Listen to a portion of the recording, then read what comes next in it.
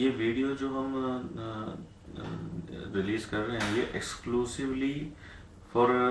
Media purpose and YouTube purpose है। और ये वर्ल्ड वाइड हम रिलीज करना चाह रहे हैं। आज कुछ चीज़ों का डिक्लेरेशन जो हमने टेक्नोलॉजी डेवलप करी है इन हाउस, कि हम किसी भी व्हीकल को विदाउट इंस्टॉलिंग एनी डिवाइस हम व्हीकल ट्रैक करने के अंदर कैपेबल है, वो भी इंडिया के अंदर रोड पे चलने वाले लॉजिस्टिक, कमर्शियल और पैसेंजर व्हीकल्स। तो उसके बारे में कुछ डिक्लेरेशन में यहाँ करना चाह रहा हूँ। कुछ लोगों के कुछ सवालात हैं, कुछ क्वेश्चन हैं, कुछ क्वेरीज हैं जो लोगों ने मुझ तक रेज किए हैं। मीडिया के कुछ सवाल आए हैं, कुछ टेक्नोलॉजीज, कुछ आईटी पर्सन्स के कुछ सवाल आए हैं जिसको मैं डिक्लेयर करना चाह रहा हूँ। सबसे पहली चीज़ तो जीपीएस टेक्नोलॉजी क्या होती है। जीपीएस गूगल के थ्रू वो पोजिशनिंग सिस्टम है जिसके अंदर गूगल मैप के थ्रू एक पर्टिकुलर लोकेशन फाइंड आउट की जाती है, और उस लोकेशन को फाइंड आउट करने वाला पर्सन यानी जिस जो इनपुट है वो ऑब्जेक्ट से जितना, ऑब्जेक्ट यानी वो लोकेशन जो फाइंड आउट की जा रही है, और इनपुट यानी वो लोकेशन जहां से उस ऑब्जेक्ट को फाइंड आउट करने की कोशिश की जा रही है, दोनों के बीच का जो डिस्टेंस है, जो दूरी है, और उसमें आने वाली बाधाएं हैं, उसमें लगने वाला टाइम कैलकुलेशन है, वो थ्रू सैटेलाइट कैच किया जाता है। अब उस पोजीशन को कैच करने के लिए जिस तरह से हम लोग नेविगेशन सिस्टम का इस्तेमाल करते हैं, गूगल मैप का इस्तेमाल करते हैं, कि आपको एक लोकेशन पे जाना है तो आप अपने नेविगेशन पे जाके गूगल सिस्टम के अंदर, जीपीएस सिस्टम के अंदर उस पर्टिकुलर लोकेशन को सर्च करते हैं और उसका एक मैप बन के आता है। वो मैप कैसे आता है सेट। अब एक सवाल, एक छोटा सा, एक जो एक आम आदमी के दिमाग में एक चीज आती है कि उस बिल्डिंग के अंदर, उस पर्टिकुलर लोकेशन पे, उस एटीएम पे, उस पेट्रोल पंप पे, या उस बैंक के अंदर, या उस रेजिडेंशियल अपार्टमेंट में, उस बिल्डिंग में जिसको आप सर्च कर रहे हैं, कोई जीपीएस डिवाइस नहीं लगा है, लेकिन वो गूगल मैप के अंदर ट्रैक हो रहा है। गूगल मैप में ट्रैक कैसे हो रहा है? क्योंकि उस लोकेशन की एक अलग यूनिक आइडेंटिटी है, वो पॉइंट आउट हो पा रहा है गूगल के सैटेलाइट कैमरास के थ्रू, वो पॉइंट आउट हो पा रहा है। अब उसके बाद इनपुट जो मोबाइल टावर्स के थ्रू हम लोग जो जीपीएस हम लोग सॉफ्टवेयर इस्तेमाल कर रहे हैं, उससे उस इनपुट वाली जगह पे, यानी जहां पे वो लोकेशन दिखा रहा है, वहां से वो इनपुट का लोकेशन जैसे जैसे चेंज होता है, सैटेलाइट कैमरेस के थ्रू, सैटेलाइट्स के थ्रू, अलग अलग सैटेलाइट्स के थ्रू जब पोजीशन चेंज होती है, डायरेक्शन चेंज होते हैं, वेज चेंज होते हैं, और टाइम कैलकुलेशन के अकॉर्डिंग वो लोकेशन बताता है। अब यहाँ सवाल आता है कि ये गूगल मैप के ऊपर एक वर्ड, एक आर्टिकल है जो फिक्स है, एक बिल्डिंग है, एक लोकेशन है, ये फिक्स है, ये अपनी जगह चेंज नहीं कर सकती। लेकिन जीपीएस जिस मोबाइल के अंदर, जिस एप्लीकेशन के ऊपर डाउनलोड है, जिस लैपटॉप या जिस कंप्यूटर पे डाउनलोड है, वो लोकेशन इनपुट चेंज हो रहा है। इनपुट को चेंज होने की वजह से डायरेक्शन चेंज हो रहा है। हम यहाँ पे जो बात कर रहे हैं जीपीएस डिवाइस की, अभी जो जीपीएस सिस्टम जो व्हीकल्स के अंदर लग रहे हैं, उस जीपीएस के अंदर वो एक चिप होती है जो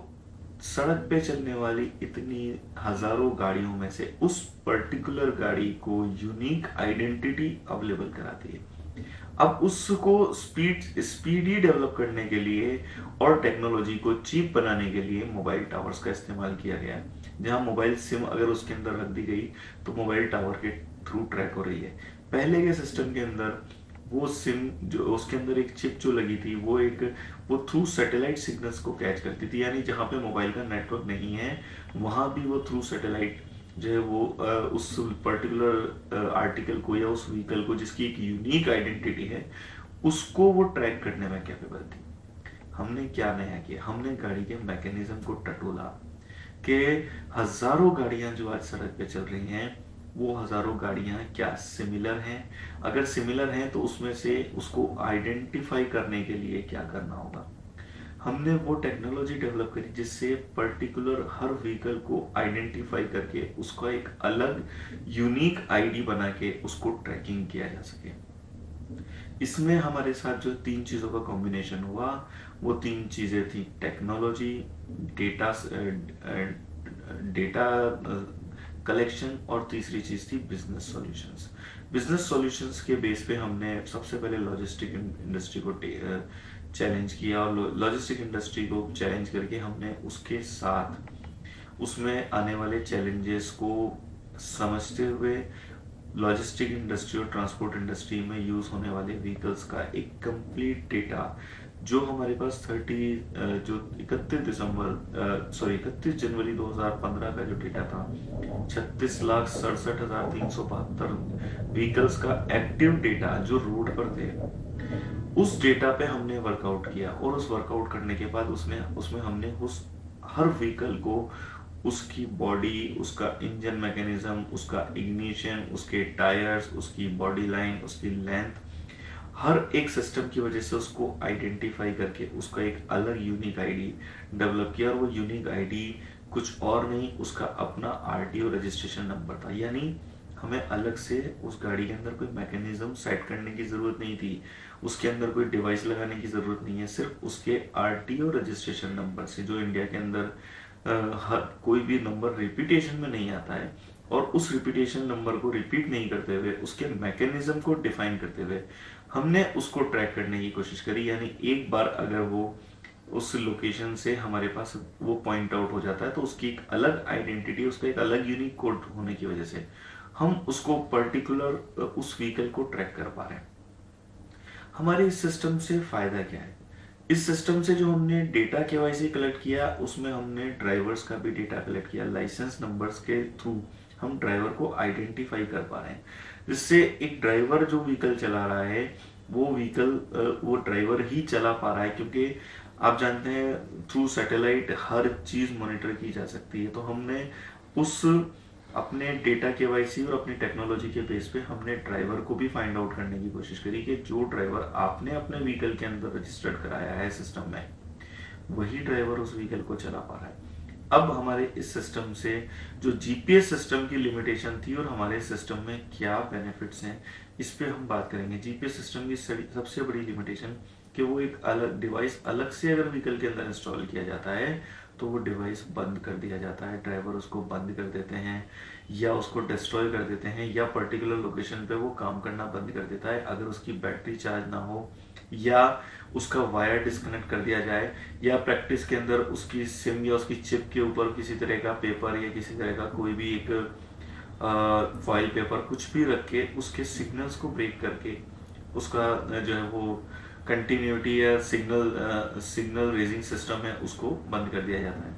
इससे उसकी ट्रैकिंग डिस्टर्ब हो जाती है। सेकेंडली, डिवाइस की लोकेशन चेंज करने से व्हीकल का ट्रैकिंग डिस्टर्ब हो जाता है। उसके बाद ड्राइवर को ट्रैक करना पॉसिबल नहीं है। अब हमारे इस सिस्टम से जो सबसे बड़ा बेनिफिट होगा कि पर्टिकुलर व्हीकल आइडेंटिफाई होने से, आज जो हमारे पास डेटा है, मैं बार बार इस चीज के लिए चैलेंज कर रहा हूँ कि 36,67,372 ट्रक्स का जो डेटा है,